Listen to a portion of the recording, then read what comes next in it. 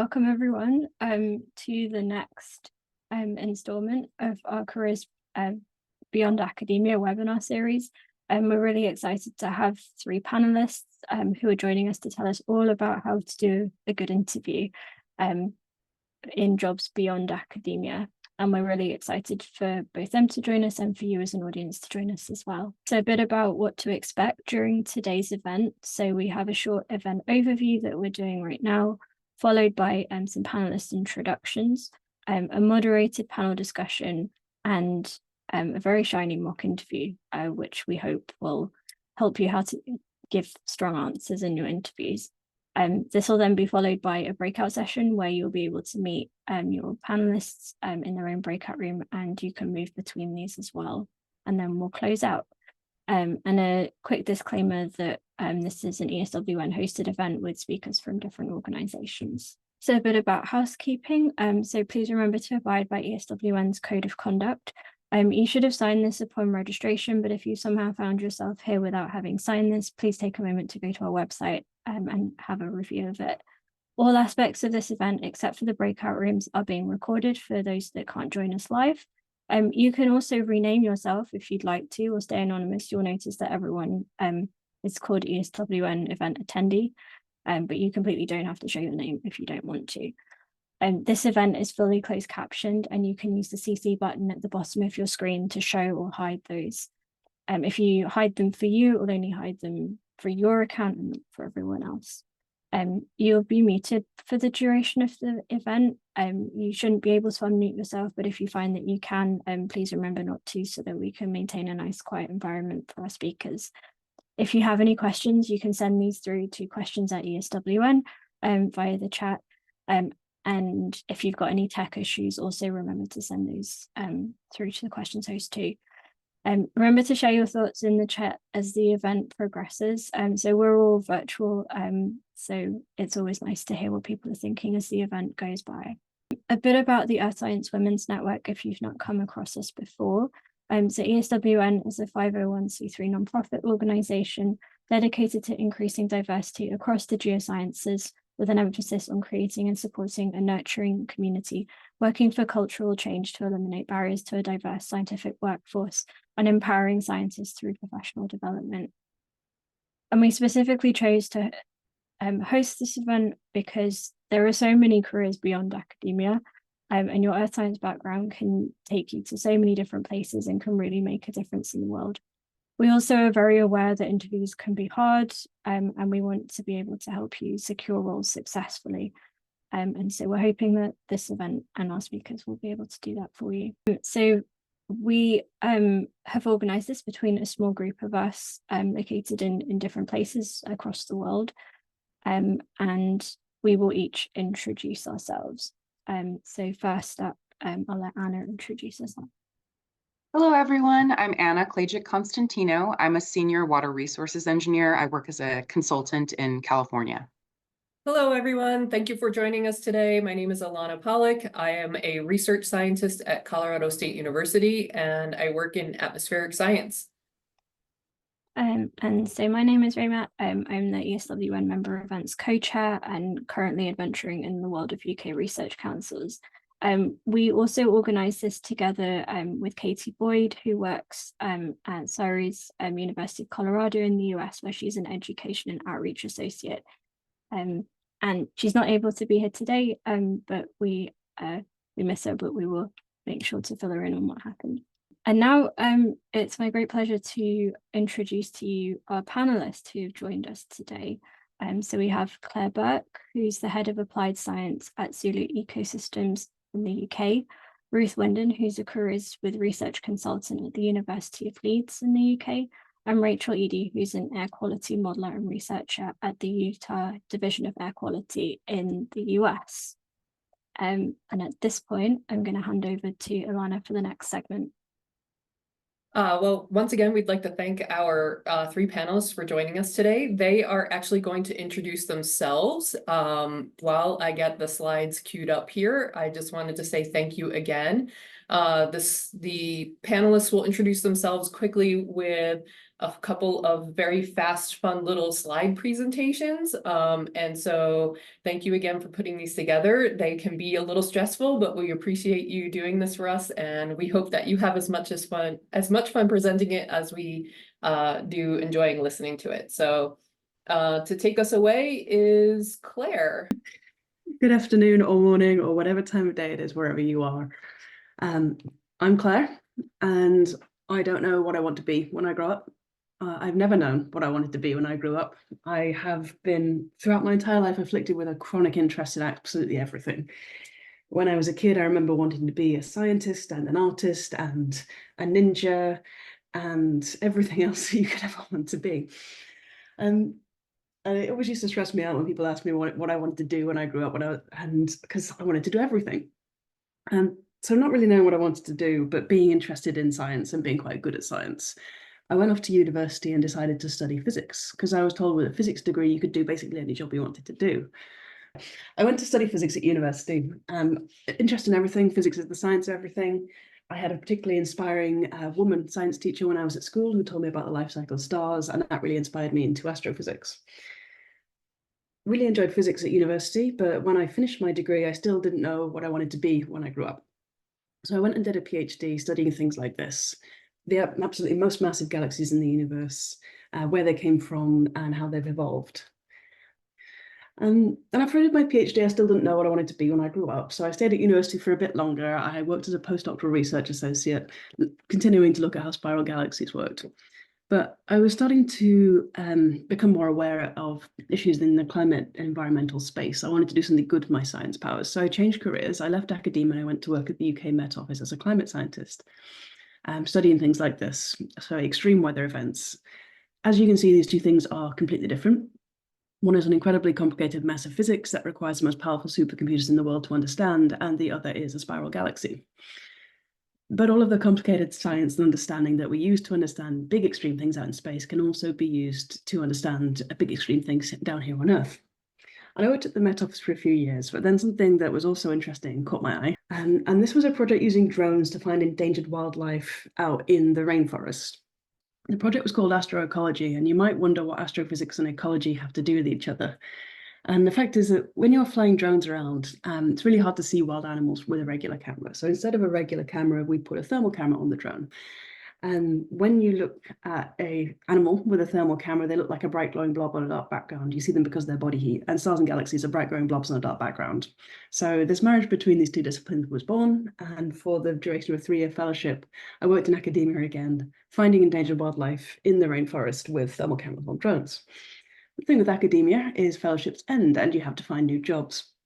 So after I left the university again and went to work back in industry again, I went back to climate environmental sciences. I stumbled across this startup called Climate X, and they wanted to understand how climate change was impacting us as a society, buildings, businesses, infrastructure, things like that, and actually trying to put a price tag on climate change so that we could convince the finance sector to do something about it.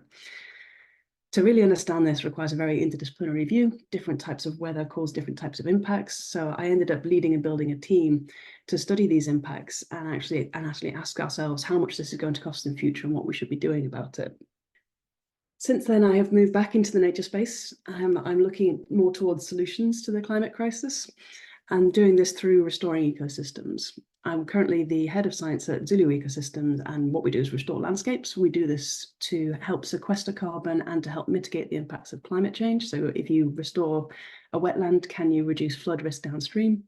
We're also doing this to promote and improve biodiversity and help and build ways so that biodiversity can live more in harmony with us in society. So throughout my career, I've hopped across lots of different disciplines, and I've used skills across data science, physical sciences, environmental sciences, technology, and biodiversity and biology. And I've worked with scientists who have all these different skills. And the one thing that I've really found is that all the skills and techniques that you use in academia are very, very transferable. And that we actually need people with interests in all sorts of different things to help solve the biggest problems that we're facing today.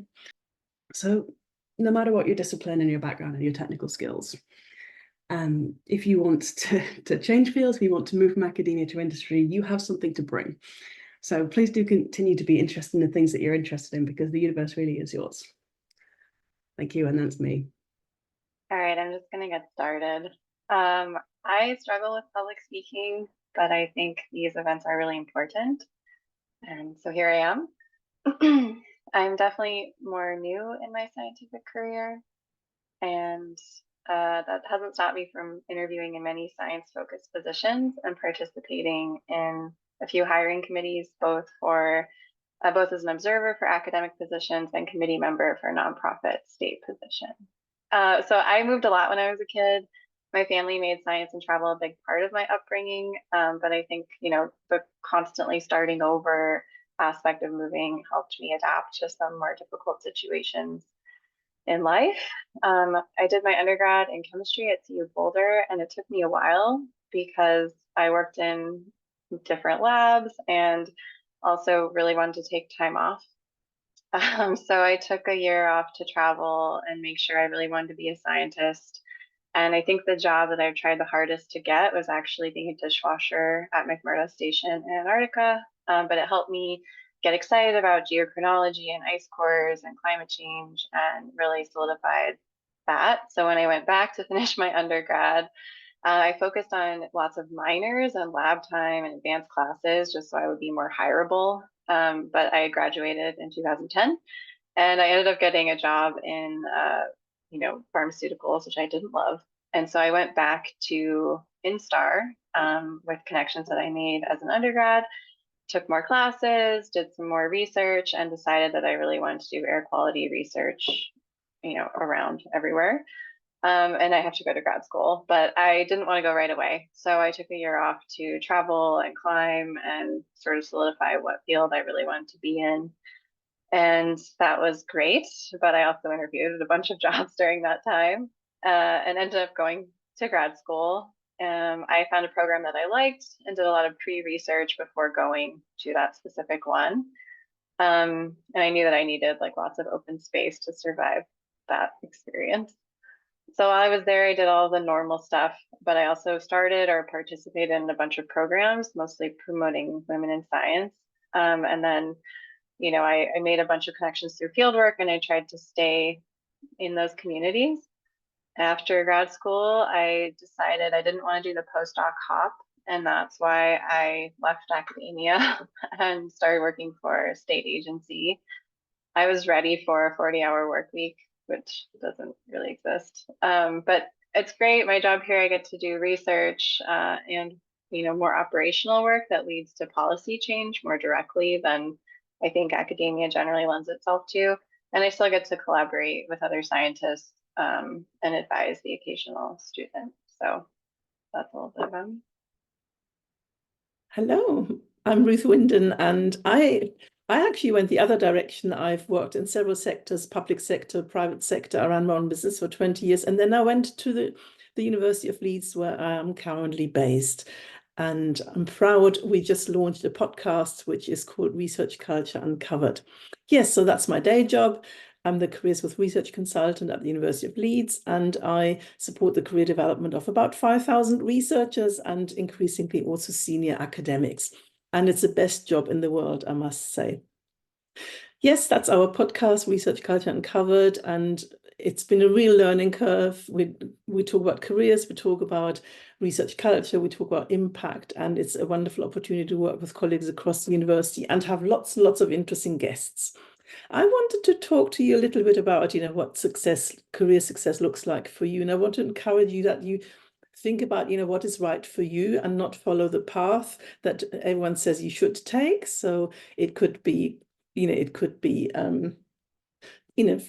mean for you, it could mean making a difference. It could be money, it could be status, it could be combining a career and family. So I work a lot with our researchers on really helping them think outside of the building, out of the box, because most of the time what they know is academia, nothing else. And the other thing I want to encourage you is, I've learned this over my career, my life is, we're all unique. And it might take a while to celebrate that and find that, but you are unique. And I want to encourage you to think, what are the opportunities for you worldwide? But also, what do you do well? What are your strengths? What gives you joy at work? I think that's one thing I've really learned. If I don't enjoy things, I will never be good at it. And life's too short to not have joy. And do explore your options. For me, you know, you don't learn about what it's like to work in a certain role from reading a job description or applying on LinkedIn or whatever it could be. You know, get an idea of, you know, try it out, do work experience, maybe secondment, and talk to people. And never forget to celebrate. I think we work so hard in academia and we don't celebrate enough. So however small or big the win is, let's celebrate more. And in my life, you know, my motto has always been, you know, a beautiful adventure. And that served me really well in my career. I'm very opportunistic, but also in my private life. It's been, you know, lots of change, lots of daring myself and challenging myself. And the biggest challenge for me has been in my whole life, actually, I think it's been the Grand Canyon trek, the charity trek. I had to raise lots of money, and it was a wonderful week in, you know, in pretty tough conditions, adventure of a lifetime. And I'm actually now looking at the next adventure I can take. And if you want to say hello, you can find me on LinkedIn. And I'm still on Twitter or X, but I refuse to call it X too often. Wonderful. Thank you so much to these amazing women who have joined us for this panel today. We are going to transition into the panel discussion for about 20 minutes. And also thank you to everyone who registered for the webinar and provided input on what your concerns and questions and thoughts about interviewing, what your experiences have been. And from that input, we prepared 4 to 5 themes that we're going to talk about in the panel discussion. So the first theme is about preparing for an interview. And I'd like Rachel to start us off. So people are wondering, what steps do you recommend taking to prepare? If you're nervous, what can you do? And if you can talk about any differences between academic and non-academic interviews, that would be really helpful. Thank you. Absolutely. So I think one of the first things for non-academic would be to go on the website of whatever place you're looking to work for and do a little bit of research. So you should be able to speak to the problems that they face, the research that they've done, the groups that they collaborate with, and usually there will be some sort of presence of like if community work is important for them. And I think those are things to highlight in your interview. You just want to be prepared. You know, if you want to work there, look up a little bit about what they do. I think a lot of universities and professional organizations offer a career services office, and that's an important and useful tool that you can use to do practice interviews, to help you tailor your resume a little bit more effectively, and to just get a little bit of the nerves out by, you know, going over what you might expect to see with an HR professional, which is usually who's, you know, manning or womaning these offices. And then I think in academia, collaboration is encouraged, but not exactly required. So often the academic interviews that I sat in on, people were really focusing on what they brought to the table and all the new and exciting research and funding that they could provide and how it differed from the existing group of researchers. And I think that outside of academia, being unique and having a desirable skill set is nice, but collaboration is very, very important. And just sort of communicating that you don't know everything, which I think also in academia, it's better to feel more bulletproof, like, you know, you've got this handled, you're, you know, very confident in what you're doing. But I think that in the real world, outside of academia, you often are going to be asked to do tasks that you aren't sure about, and just being honest about how you go gathering that information or learning those skills is really helpful. So those are kind of the main things that I would suggest people do. Just know that communicating with different groups is really big. You'll have stakeholders that know nothing about research or what you're talking about. Being able to communicate with like lay people, different age groups, community members, anything. Those are things to practice or, you know, find examples from your past work that are good examples for when you're interviewing. I think that's all I've got for preparing for interview. That's great. Thank you so much, Rachel. Claire, do you have anything to add to this this theme? Thank you. Yeah, I mean, to sort of echo and add to Rachel's comments that when you're talking to people in industry, they'll be, for one, they're not going to be so interested and impressed by the number of academic papers that you've written or the technical detail of what you did in that academic paper and how it contributed the small amount that you do contribute to the field that you live in. They'll be more interested in your skills and the way you acted in situations. In industry, we're often more focused on outcomes than the minutiae of the everyday details. So you want to talk about good examples of things that you've done have been successful. You want to put it in context, and you want to say how the things you did contributed to a good outcome, not necessarily just for you, but for everybody, perhaps. On top of that, whenever I'm preparing for an interview, going through the website, but also LinkedIn is definitely a friend for preparing for interviews and for finding roles. If you know who's going to be interviewing you, or if you can guess who's likely to be interviewing you. So that might be the head of departments, it might be HR, it might be the CEO, depending on how big the business is. Go and look them up on LinkedIn and find out a bit about them. Find out a bit about their background, about the kind of work they've done before. And then you can say, you will know if you have anything in common in terms of your research background, your scientific interests, and you'll be able to speak at a level that they will engage with. I did the interview for my current job. One of the current science team who I now manage was sat opposite me, and she asked me a question about changing fields. It's just something I've done a few times. And if I have to learn something new, like a completely new discipline, how will I go about it? And I looked her up on LinkedIn in the past. So I talked a bit about the ways that I like to learn things. And I said, well, you know this because you changed fields from medicine to soil science. And she was so pleased by the fact that I had looked her up that this went a long way. I hope, well, it went a way towards getting me the role. Wonderful. That's a great example. Thank you both so much. We're going to talk about accommodations at interviews now. So I'd like the panelists to think about this in both terms of what can candidates ask for or expect, and then also, for those of us that do interview other folks, what can we think about in terms of designing our interview processes more equitably?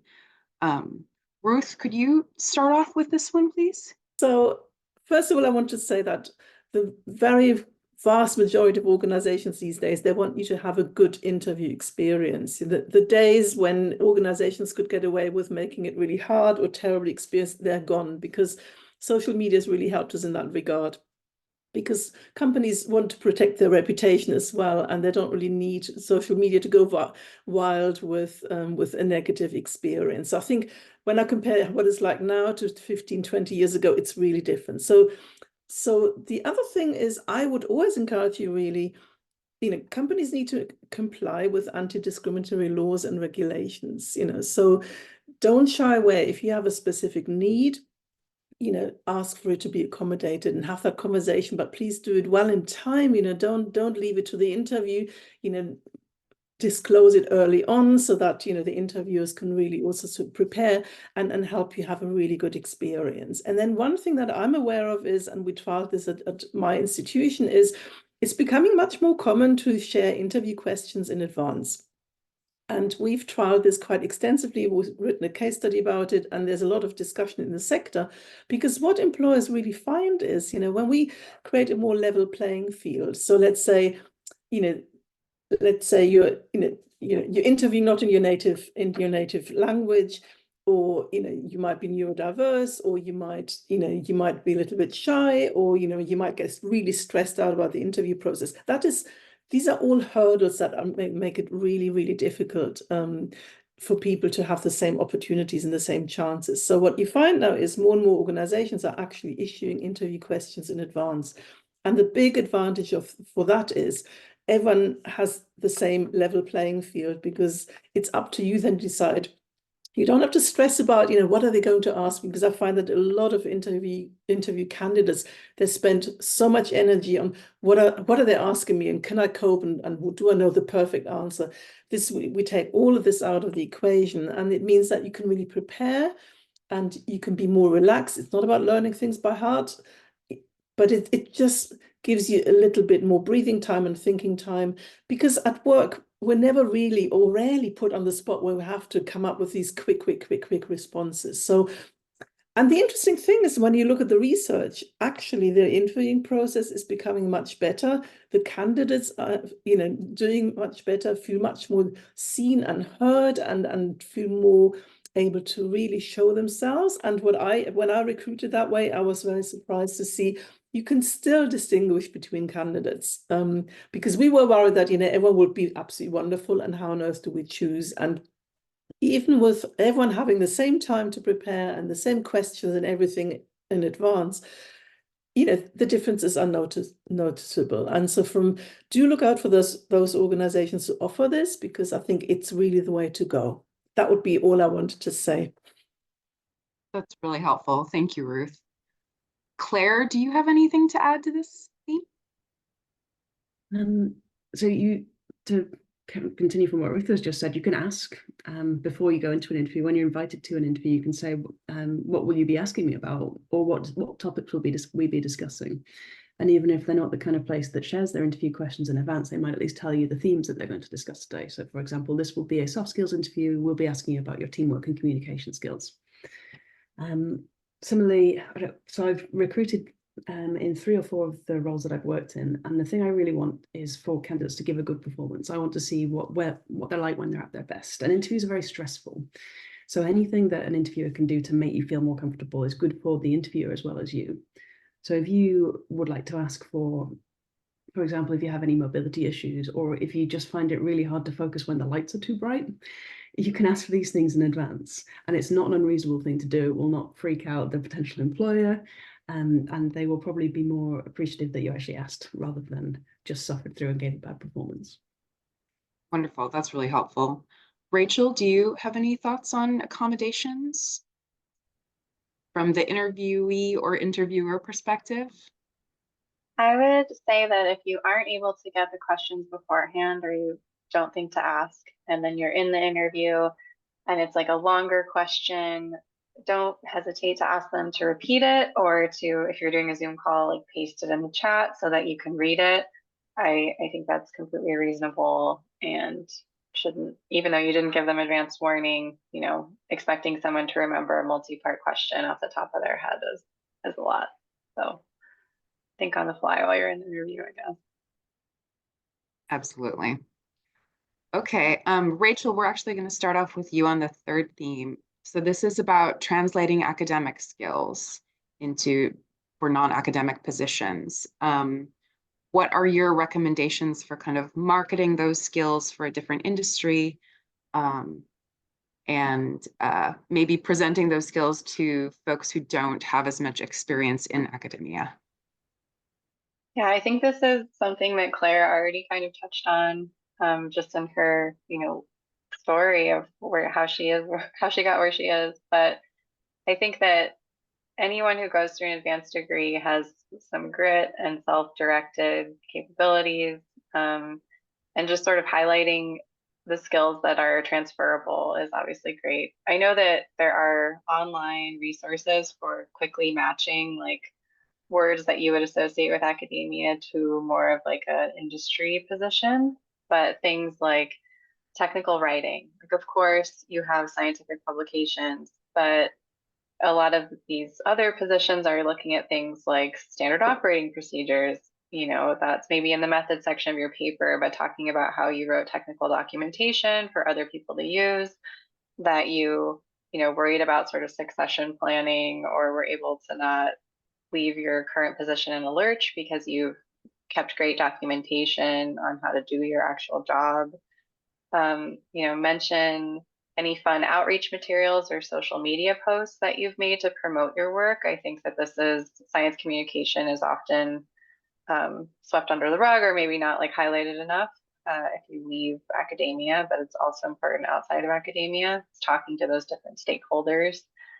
You probably all have had organization, some type of budgeting, working on logistics for field work, or even just, having a big goal that you break down into smaller pieces, and, having a timeline.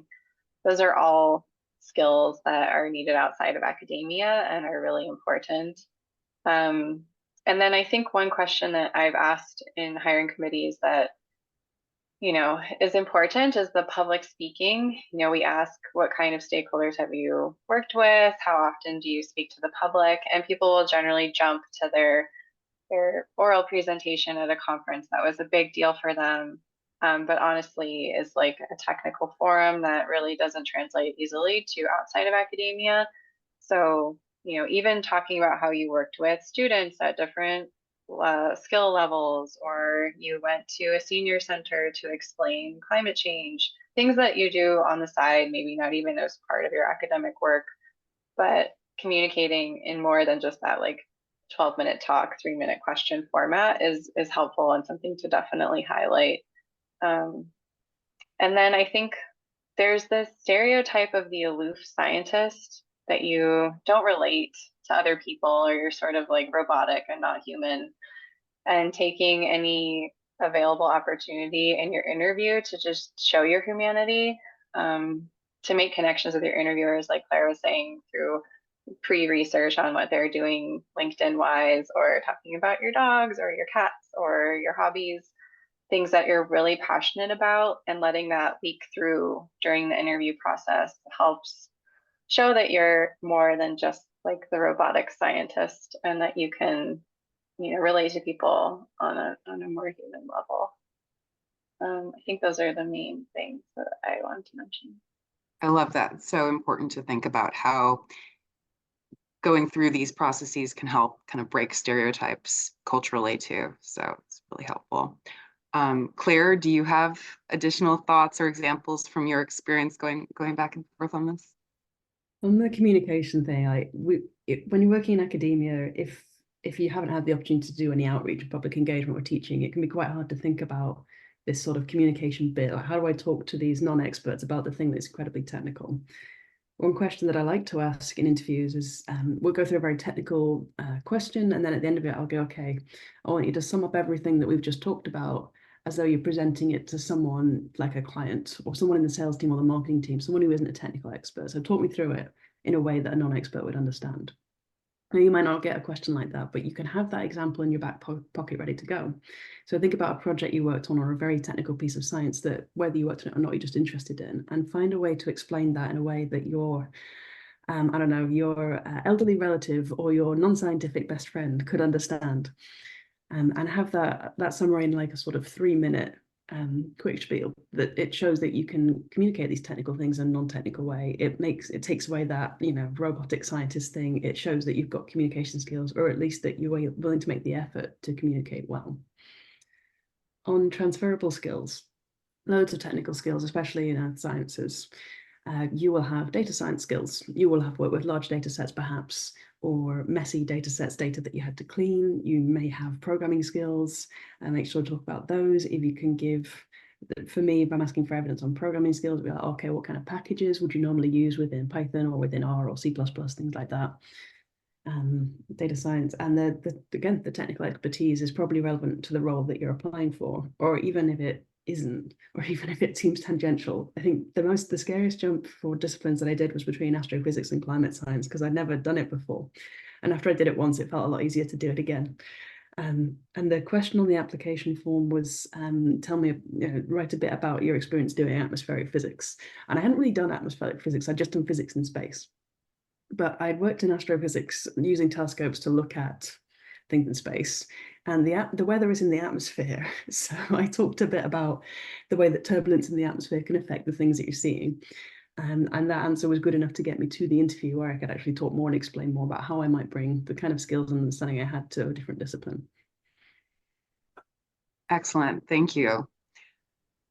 Okay, our next theme is something that came up a lot in the feedback form: how to handle kind of unexpected, maybe weird, maybe not your favorite question in an interview. Ruth, could you give us some thoughts on this, please? Yeah, so first of all, if you followed the advice from my colleagues here on the panel, and you have prepared well for an interview and really understand the employer and the role and the sector and the competitors and whatever there is to understand, then you should already minimize the unexpected questions. But I totally understand, it can feel really yeah, you can feel so vulnerable when these strange left field questions get thrown in. And first of all, I would say, take a deep breath and take your time. And I know at interview that can often feel so long. That's what what we know when you're the interviewee and you take your time, or you ask for time, or I just need to get my thoughts together. It feels like forever, but it is not forever. It just feels like that. So take your time and come up with an answer. What I would definitely advise against is saying, I don't know, or anything like that, because a lot of organizations have their scoring sheets for interviews. And, as soon as you say, I don't know, you score 0. And in many organizations, that means you're out of the process. And that is such a shame. So I know lots of people want to be honest, but say at least something that makes at least sense to you. And a lot of these left field questions actually don't really have a right or wrong answer. I think very often it's geared at understanding how you build an argument, or how you think, or how you problem solve, or how you use your analytical skills. And you're all good at that because you're so highly skilled. So I want you to get less worried about these weird questions. And yes, 10, 15 years ago, people would ask, if you were a cheese, what kind of a cheese would you be? And I mean, ridiculous questions like that. And thankfully, I think they're becoming less and less prominent, because I think, what is the point of that? But, they just want to see, okay, if you say, I'm a camembert, you need to give them some ideas behind it. But, I'm not a fan of any of these questions, because, we're not, organizations shouldn't try to set you up or trick you out in an interview. We want to see, this is what we're not doing in the workplace. So why would you want to try that in an interview? So I want you to worry less about these questions you can't handle, and more focus on what you do know, what you do bring.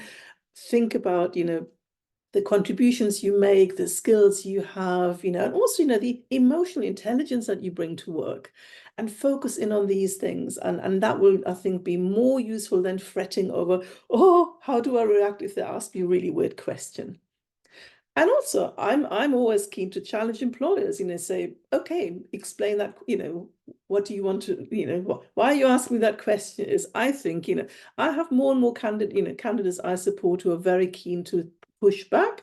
And also, if it's really weird, and if the whole interview is weird, I think that is a really telling sign. An interview situation is always a two-way process. And I would encourage you, if you really feel, this is going very, very strangely here, and I really don't like it, I think for me that is a warning sign. If they're like this at interview, you wonder what they're like as an employer. So never forget, you also have choices to make. That's really helpful and insightful. Thank you, Ruth. We're going to talk about our last theme before we go into the mock interview. So maybe, Ruth, if you could actually start us off with this one as well. Yeah. We had some questions about, for women in science who are more mid to senior in their position, thinking about what to highlight if you're changing your career. Obviously, Claire, love you to weigh in on this too, but Ruth, could you start us off? Yeah, I think when I work with senior candidates, very often there is a concern about, can you change? Can you adapt to a different environment? And especially for anyone who's been in one sector for a long time and wants to change sector. And for me, there are a number of things that you can do. So first of all, I think you really need to understand what is the culture you're used to and what is potentially the culture you're moving into. And I would also help the employer understand the similarities. I think we're so worried about the differences, but what we're trying to build is, giving them a sense of the commonalities. And for me, there's also something about language. So for instance, if you go from academia to industry, you need to speak the language of industry. Just to give you an example, in academia, we talk a lot about, supervising and supervision.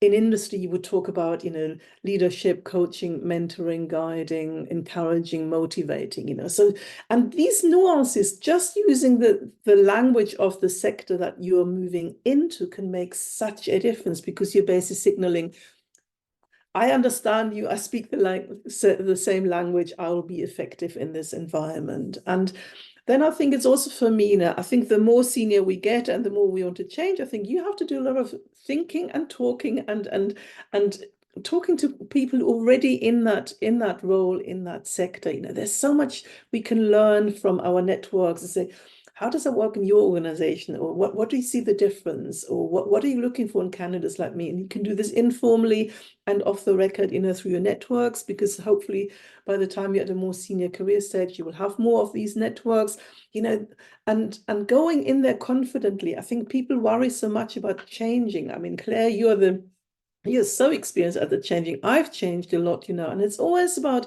who am I? How do I add value? And what do I bring?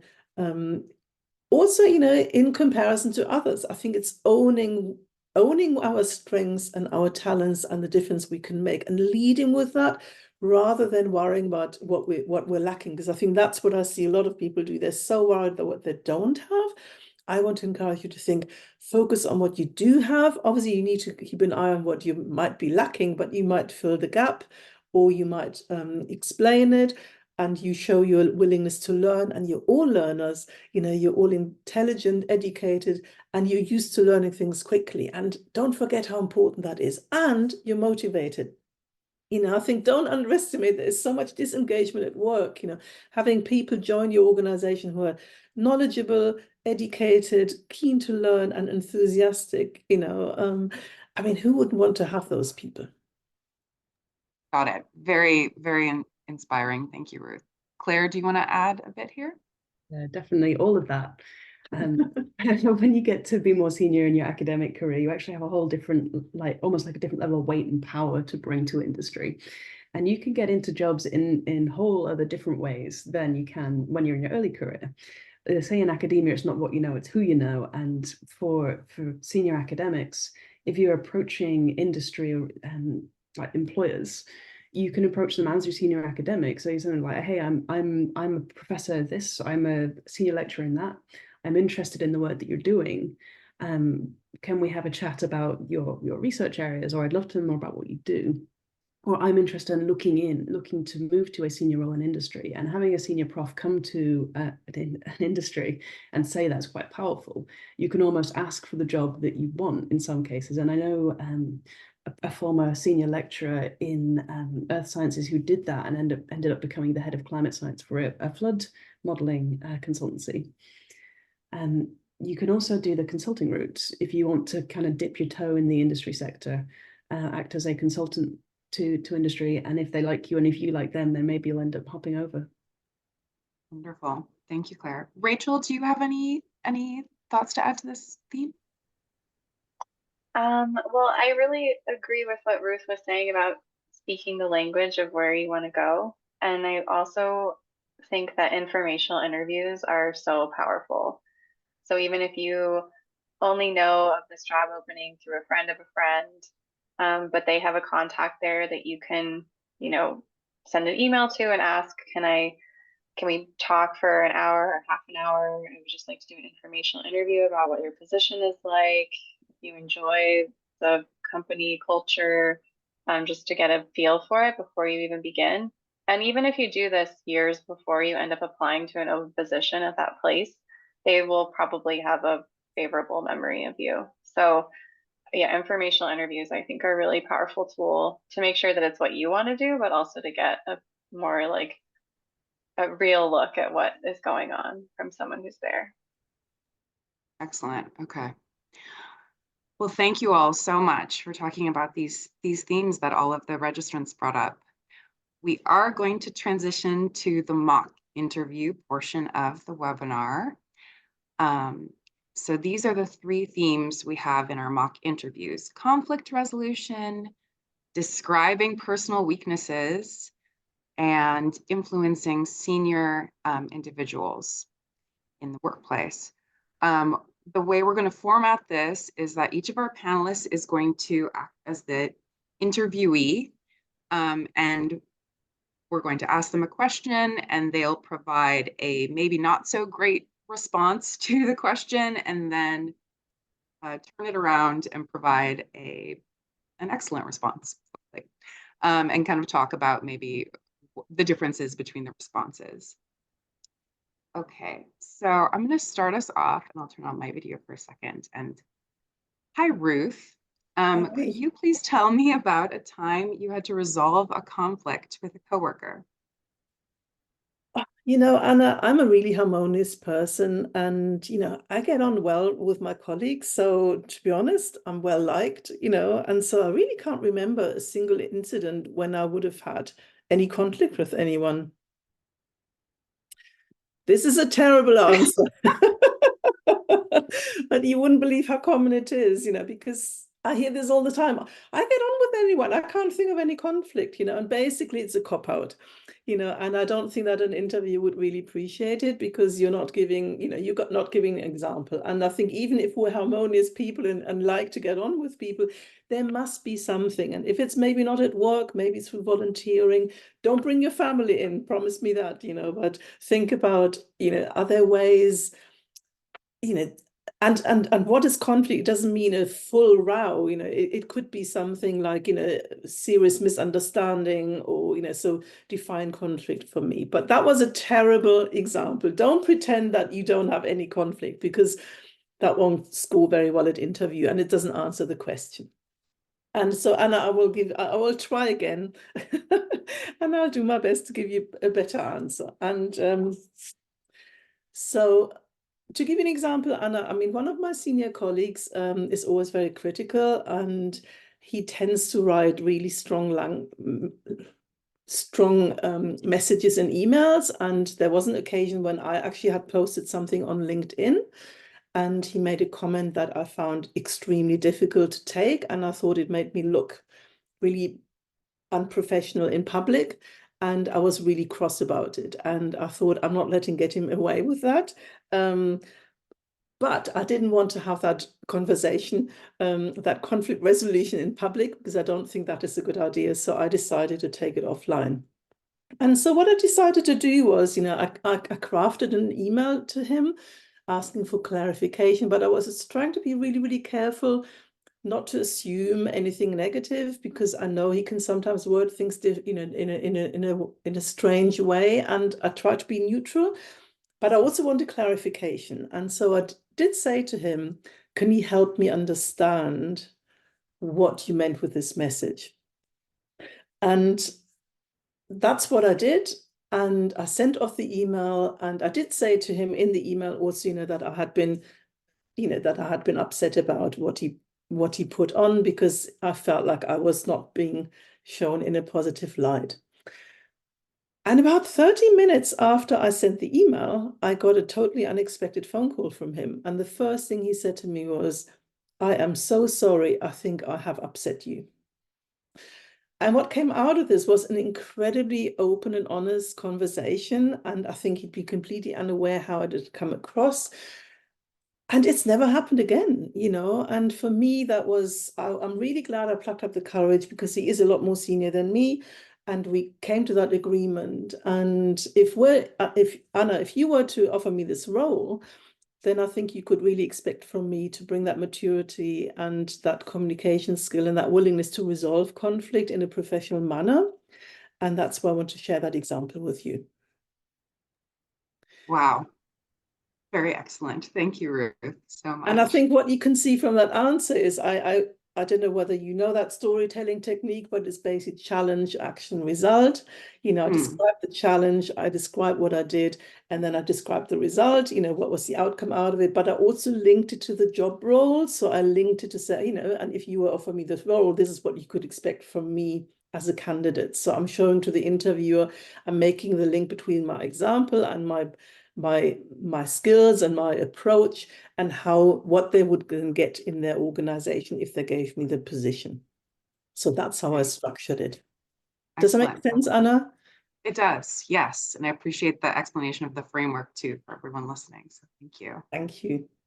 Ilana, are you ready to interview Claire? I sure am. Hi, Claire. Thank you for interviewing with Company Z today.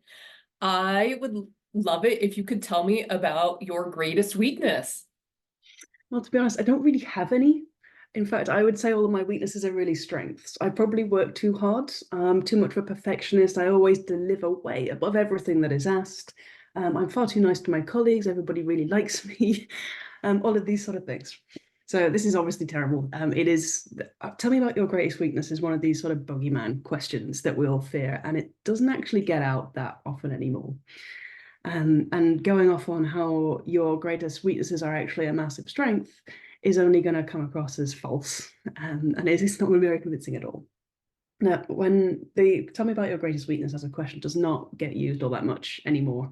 And I would be, if somebody asked me that, I've never been asked me that in an interview with that phrasing. And if I was asked that, I would be thinking twice about that employer, because it's not a very informative interview, because it in no way encourages candidates to tell the truth about themselves. It encourages you to come up with a creative lie. And the kind of thing that a interviewer is looking for when they're asking you a question like this is probably about your areas for development. When I'm hiring somebody, I want to get a look at the things they're good at. So what they're like on their best day. But I'm imagining them in my team working with me on a day-to-day, and maybe I would be their line manager. And you're almost certainly going to be interviewed by a potential manager.